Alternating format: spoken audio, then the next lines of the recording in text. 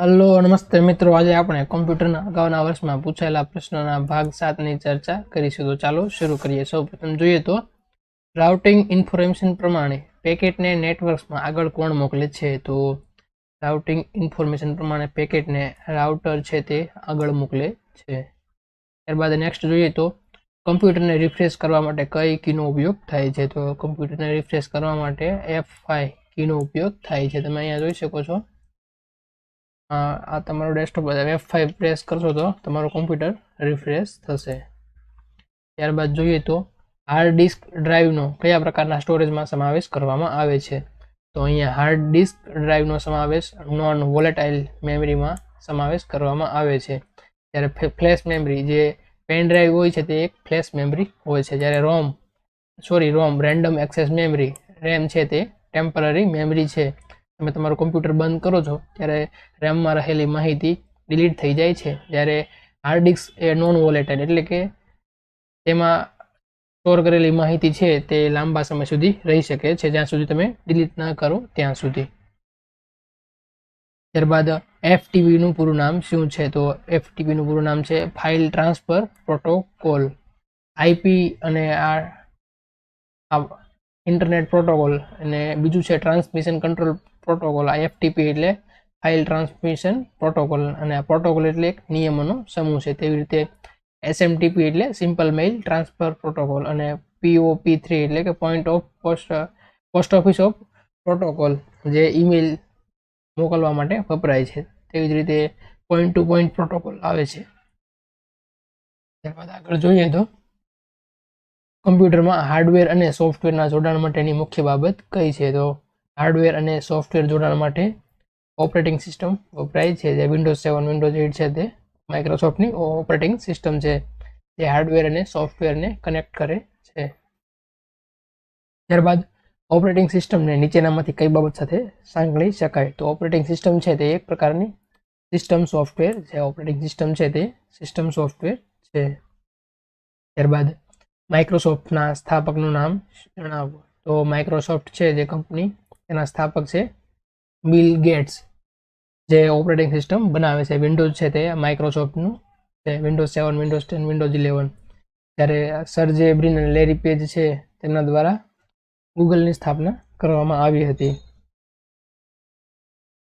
ત્યારબાદ આગળ જોઈએ તો નીચેનામાંથી MP3 ફાઇલનો સમાવેશ તેમાં થાય છે? તો MP3 એટલે ઓડિયો ફાઇલ હોય છે તેને તમે MP3 ફાઇલ કહી શકો. એટલે MP3 ફાઇલમાં ઓડિયો ફાઇલનો સમાવેશ થાય છે. ત્યારબાદ પ્રોગ્રામિંગ ભાષા જાવાની શોધ કરનાર કઈ કંપની છે? તો આ જાવા છે જે પ્રોગ્રામિંગ ભાષા છે જેની શોધ સન માઇક્રો સિસ્ટમ કંપની દ્વારા કરવામાં આવી હતી. જેની શોધ છે તે જેમ્સ ગોઝલિંગ દ્વારા કરવામાં આવી હતી. અને સન માઇક્રો સિસ્ટમ કંપની છે જે હાલ તેની માલિકી ઓરેકલ કંપની ધરાવે છે. ઓરેકલ. ત્યારબાદ જોઈએ તો જંક ઈમેલને નીચેનામાંથી કયા બીજા શબ્દથી ઓળખવામાં આવે છે? તો જંક ઈમેલ છે તેને સ્પામ નામથી ઓળખવામાં આવે છે. આ સ્પામ નામનું ફોલ્ડર હોય છે તેમાં તમારા વધારાના જે મેઇલ હોય છે તે આ સ્પામ નામના ફોલ્ડરમાં હોય છે. ત્યારબાદ કોઈ પણ હાર્ડવેરને ઇન્સ્ટોલ કરવા માટે નીચેનામાંથી કઈ બાબતની જરૂર પડે છે? તો તમારે કોઈ હાર્ડવેરને ઇન્સ્ટોલ કરવા માટે ડિવાઇસ ડ્રાઈવરની જરૂર પડે છે. ત્યારબાદ HTML ફાઇલોનું કોડિંગ શેમાં લખવામાં આવે છે? તો HTML ફાઇલોનું કોડિંગ નોટપેડમાં લખવામાં આવે છે. અને HTML નું પૂરું નામ છે હાઇપરટેક્સ્ટ માર્કઅપ લેંગ્વેજ. ત્યારબાદ નીચેનામાંથી ખોટું જોડકું શોધો. તો તેમાં સૌપ્રથમ છે ALU એટલે એરિથમેટિક લોજિક યુનિટ, સાચું છે. ત્યારબાદ બીજું છે કોમન ગેટવે ઇન્ટરફેસ, તે પણ સાચું છે. જ્યારે DPL ડિજિટલ ફોન લાઇન તે ખોટું છે. અને ઈમેલ એટલે કે ઇલેક્ટ્રિકલ મેઇલ તે પણ ખોટું છે. ઈમેલ એટલે કે ઇલેક્ટ્રોનિક મેઇલ, તો આ C અને D બંને ખોટું છે. ઇન્ટેલ 4004 જે સૌપ્રથમ માઇક્રો પ્રોસેસર છે, જ્યારે ભારતનું સૌપ્રથમ માઇક્રો પ્રોસેસર છે શક્તિ, જે IIT મદ્રાસ દ્વારા બનાવવામાં આવ્યું હતું. ત્યારબાદ જોઈએ તો ઇન્ટરનેટ પર થતી ખરીદ વેચાણની પ્રક્રિયાને નીચેનામાંથી શું કહેવામાં આવે છે? તો ઇન્ટરનેટ પર થતી ખરીદ વેચાણની પ્રક્રિયાને ઈ કોમર્સ કહેવામાં આવે છે. ત્યારબાદ જેપીજી ફાઇલનો ઉપયોગ નીચેનામાંથી કઈ ફાઇલ માટે થાય છે? તો આ જે પિક્ચર ઇમેજ ફાઇલ હોય છે તેનું ફાઇલ ફોર્મેટ આ જેપીજી અથવા જેપીજી ફાઇલ ફોર્મેટ હોય છે. ત્યારબાદ ભારતના કયા શહેરમાં સિલિકોન વેલી આવેલી છે? તો બેંગ્લોર શહેરમાં સિલિકોન વેલી આવેલી છે. અનસોલિસિટેડ ઈમેલને શું કહેવામાં આવે છે? તો અનસોલિસિટેડ મેલને સ્પામ કહેવામાં આવે છે. ત્યારબાદ નીચેનામાંથી કયો ભાગ સીપીયુ માટે ગાણિતિક ગણતરી કરે છે? તો સીપીયુ માટે ગાણિતિક ગણતરી છે તે એરિથમેટિક લોજિક યુનિટમાં ગાણિતિક ગણતરી થાય છે. સીપીયુના 3 પાર્ટ છે, તેમાં એક એએલયુ, બીજું સીયુ અને એક એમયુ. એએલયુ એટલે કે એરિથમેટિક લોજિક યુનિટ, અને સીયુ એટલે કંટ્રોલ યુનિટ, અને એમયુ એટલે મેમરી યુનિટ. આ 3 પાર્ટથી તમારું સીપીયુ બનેલું હોય છે. સેન્ટ્રલ પ્રોસેસિંગ યુનિટ કહેવામાં આવે છે જેને. ત્યારબાદ કમ્પ્યુટર ચાલુ કરો ત્યારે બૂટિંગ પ્રોસેસ થાય છે, ને તે પહેલાં પોસ્ટ પ્રોસેસ થાય છે, એટલે કે power on self test process થાય છે. ત્યારબાદ એક આ CMOSનું પૂરું નામ અગત્યનું છે. તેનું પૂરું નામ છે કોમ્પ્લિમેન્ટરી મેટલ ઓક્સાઇડ સેમિકન્ડક્ટર. જે એક તમારા પીસીમાં એક સેલ જેવું ડિવાઇસ હોય છે CMOS, જે તમારું કમ્પ્યુટર જ્યારે બંધ હોય છે ત્યારે પણ ટાઈમ અને ડેટને આ CMOS છે તે અપડેટ રાખે છે, જેનું પૂરું નામ છે કોમ્પ્લિમેન્ટરી મેટલ ઓક્સાઇડ સેમિકન્ડક્ટર. યાદ રાખજો. ત્યારબાદ એક નિબલ બરાબર ખાલી જગ્યા બીટ. એક નિબલ બરાબર 4 બીટ. તેવી જ રીતે 8 બીટ બરાબર 1 બાઇટ થાય છે, અને 1024 બીટ બરાબર 128 બાઇટ થાય છે. તમે આ ખાસ યાદ રાખજો, અગાઉની એક્ઝામમાં પૂછાઈ ગયેલું છે. 1024 બીટ બરાબર 128 બાઇટ. અહીંયા બાઇટનો બી છે તે કેપિટલ આવશે, તે યાદ રાખજો. બાઇટનો બી છે તે કેપિટલ આવશે. ત્યારબાદ જોઈએ તો નીચેનામાંથી કયો વિકલ્પ 1 મિલિયન બાઇટ્સ દર્શાવે છે? તો 1 મિલિયન બાઇટ્સ એટલે કે 1 મેગાબાઇટ્સ હોય, 1 MB, તે 1 મિલિયન બાઇટ્સ દર્શાવે છે.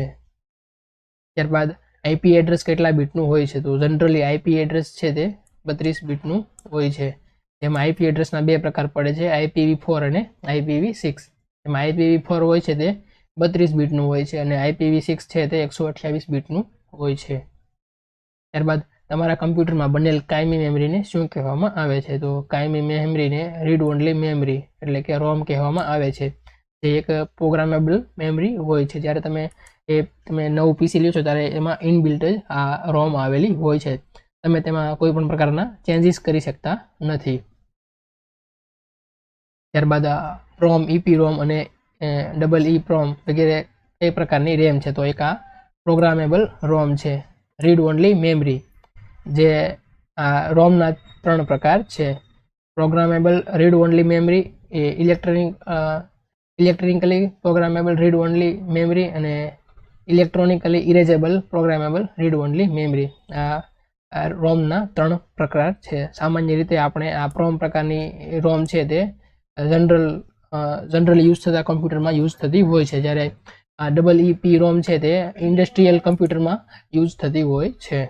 ત્યારબાદ ઈમેલનો સૌપ્રથમ ઉપયોગ કયા નેટવર્ક પર કરવામાં આવ્યો હતો? તો ઈમેલનો સૌપ્રથમ ઉપયોગ ARPANET છે તેમાં કરવામાં આવ્યો હતો, જેની શોધ 1969માં કરવામાં આવી હતી, અને જેનું પૂરું નામ છે એડવાન્સ રિસર્ચ પ્રોજેક્ટ એજન્સી. યાદ રાખજો, એડવાન્સ રિસર્ચ પ્રોજેક્ટ એજન્સી, જેની શોધ 1969માં કરવામાં આવી હતી.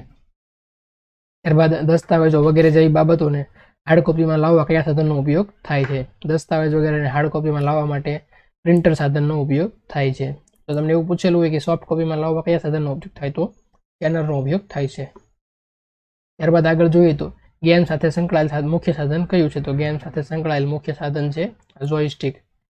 જોયસ્ટિકની મદદથી તમે આસાનીથી ગેમ રમી શકો છો. ત્યારબાદ સીગેટ કમ્પ્યુટરના કયા ભાગનું ઉત્પાદન માટે જાણીતું છે? સીગેટ છે તે હાર્ડ ડિસ્ક ઉત્પાદનની કંપની છે. જે સીગેટ કંપની છે તે હાર્ડ ડિસ્ક બનાવે છે. ત્યારબાદ ફોટોકોપી કરવા માટે કયું સાધન જરૂરી છે? તો આ ફોટોકોપી માટે પ્રિન્ટર સાધનનો ઉપયોગ થાય છે. તમે જે ઝેરોક્સ મશીન કહો છો તે ખરેખર આપણે કહીએ છીએ કે ઝેરોક્સ કરાવવા જવી, તો ખરેખર એને ફોટોકોપી કહેવાય, ફોટોકોપી કરાવવા જવી. ઝેરોક્સ તો એ જે મશીન બનાવ્યું છે તેના શોધકનું નામ ઝેરોક્સ હતું, એટલા માટે એ મશીનને પણ ઝેરોક્સ મશીન કહે છે. ખરેખર એ ફોટોકોપી મશીન કહેવાય. આન્સર આવશે પ્રિન્ટર. ત્યારબાદ કીબોર્ડ કયા પ્રકારનું ડિવાઇસ છે? તો કીબોર્ડ છે તે એક ઇનપુટ ડિવાઇસ છે. કીબોર્ડ છે, માઉસ છે તે ઇનપુટ ડિવાઇસ છે, જ્યારે પ્રિન્ટર છે, મોનિટર છે તે આઉટપુટ ડિવાઇસ કહી શકાય. ત્યારબાદ જોઈએ તો ડીવીડીનું પૂરું નામ શું છે? તો ડીવીડીનું પૂરું નામ છે ડિજિટલ વર્સેટાઇલ ડિસ્ક અથવા ડિજિટલ વિડીયો ડિસ્ક પણ કહી શકાય. તો આન્સર આવશે સી. અને ડીવીડી છે તેની કેપેસિટી હોય છે, સ્ટોરેજ ક્ષમતા હોય છે 4.7 જીબીથી 17 જીબી સુધીની સંગ્રહ ક્ષમતા આ ડીવીડી ધરાવે છે. ત્યારબાદ ખાલી જગ્યા નહીં હોય તો કમ્પ્યુટર બૂટ થઈ શકશે નહીં. જો કોમ્પ્યુટરમાં ઓપરેટિંગ સિસ્ટમ નહીં હોય તો તમારું કોમ્પ્યુટર શરૂ થઈ શકશે નહીં. આજે તમારું કોમ્પ્યુટર શરૂ કરો ત્યારે જે પ્રોસેસ થાય છે તેને બૂટિંગ પ્રોસેસ કહેવામાં આવે છે. તમારા કોમ્પ્યુટરમાં ઓપરેટિંગ સિસ્ટમ જ નહીં ઇન્સ્ટોલ હોય તો આ બૂટિંગ પ્રોસેસ થશે નહીં. ત્યારબાદ ઓપરેટિંગ સિસ્ટમ કઈ કંપની સાથે સંકળાયેલ છે? તો ઓપરેટિંગ સિસ્ટમ છે તે માઇક્રોસોફ્ટ કંપની સાથે સંકળાયેલ છે. Windows XP, Windows 7, Windows 8, Windows 10, 11 જે છે ઓપરેટિંગ સિસ્ટમ તે આ માઇક્રોસોફ્ટ કંપની દ્વારા બનાવવામાં આવેલું છે અને જેના માલિક છે બિલ ગેટ્સ અને જેનું હેડક્વાર્ટર આવેલું છે કેલિફોર્નિયા ખાતે અને જેના સીઈઓ છે સત્ય નડેલા જે એક ભારતીય છે. ત્યારબાદ જોઈએ તો ડીવીડીનો કઈ પ્રકારની મેમરીમાં સમાવેશ થાય? ડીવીડી છે તે એક સેકન્ડરી મેમરી છે જે નોન વોલેટાઇલ મેમરી તરીકે ઓળખાય છે કેમ કે તેમાં રહેલો ડેટા છે આપોઆપ નાશ પામતો નથી. ત્યારબાદ નેટવર્કમાં ફિઝિકલ અથવા લોજિકલ ગોઠવણીને શું કહે છે? તો નેટવર્કમાં ફિઝિકલ અથવા લોજિકલ ગોઠવણીને ટોપોલોજી કહેવામાં આવે છે. જે ટોપોલોજીના પ્રકાર છે બસ ટોપોલોજી, રિંગ ટોપોલોજી એટલે કે ટોકન ટોપોલોજી, ત્યારબાદ star topology, mesh topology, tree topology, hybrid topology આ ટોપોલોજીના ઉદાહરણ છે. અને કમ્પ્યુટર એકબીજા સાથે કેવી રીતે જોડાયેલ છે તે દર્શાવતા નકશાને નેટવર્ક ટોપોલોજી કહેવામાં આવે છે.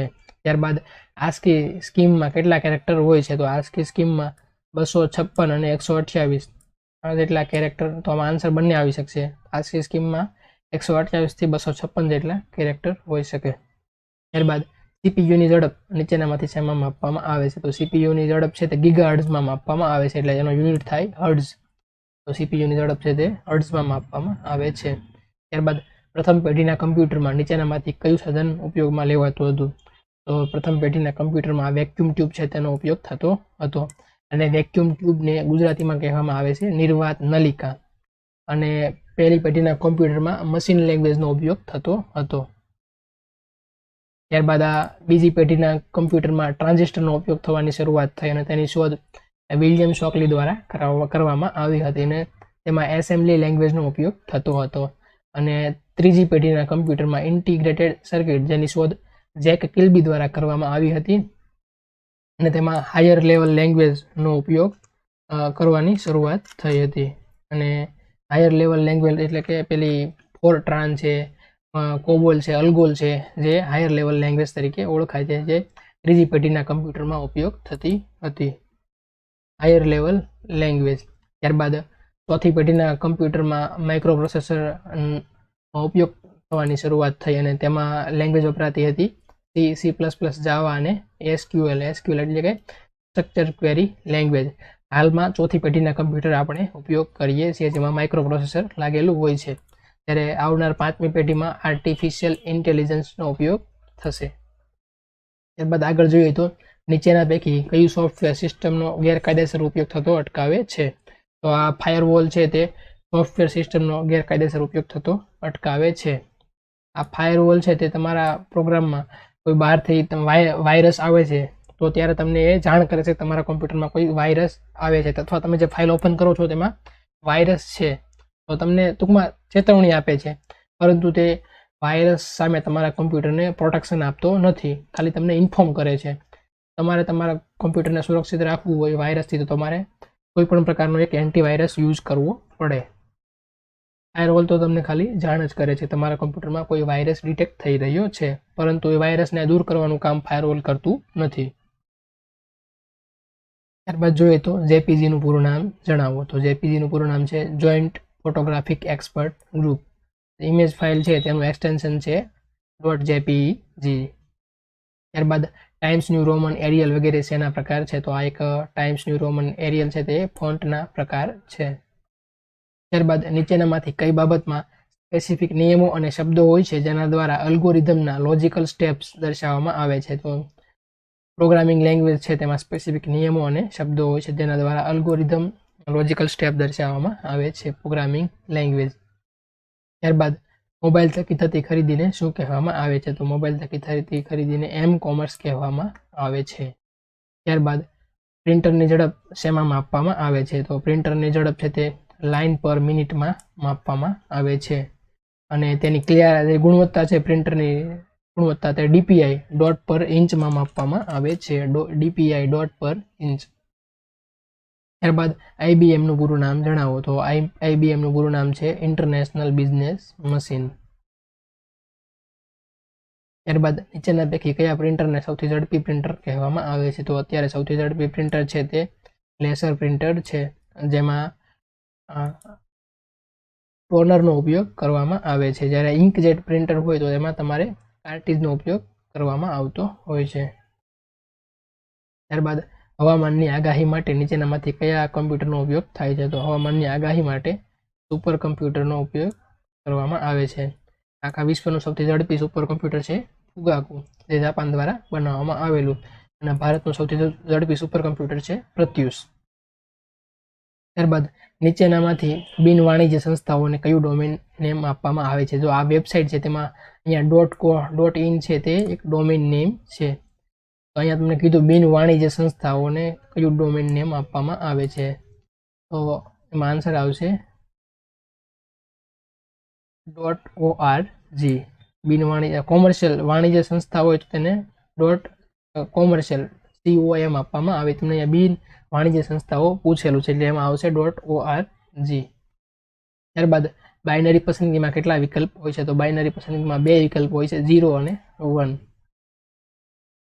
નીચે દર્શાવેલ પૈકી કયું સર્ચ એન્જિન નથી? તો આ MSN છે તે ટ્વિટર છે તે સર્ચ એન્જિન નથી, ત્યારે ગૂગલ, યાહુ અને MSN છે તે સર્ચ એન્જિનના એક્ઝામ્પલ છે.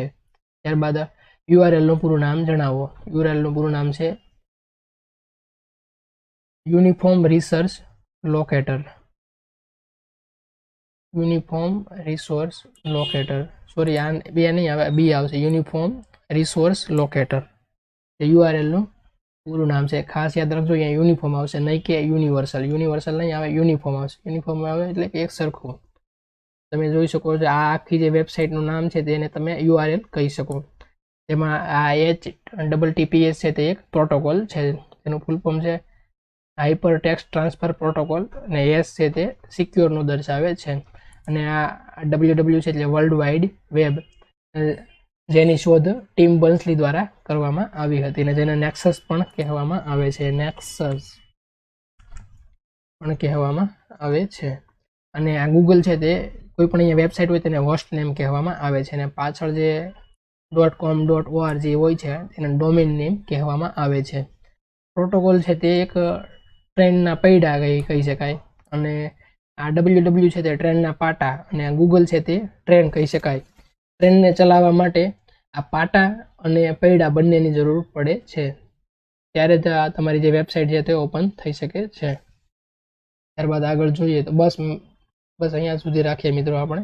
જો આપને આ વિડીયો ગમ્યો હોય તો લાઇક કરો, આપના મિત્રો સુધી શેર કરો, અને આવનારા વિડીયોના નોટિફિકેશન માટે અમારી ચેનલને સબસ્ક્રાઇબ કરો. અસ્તુ, આભાર.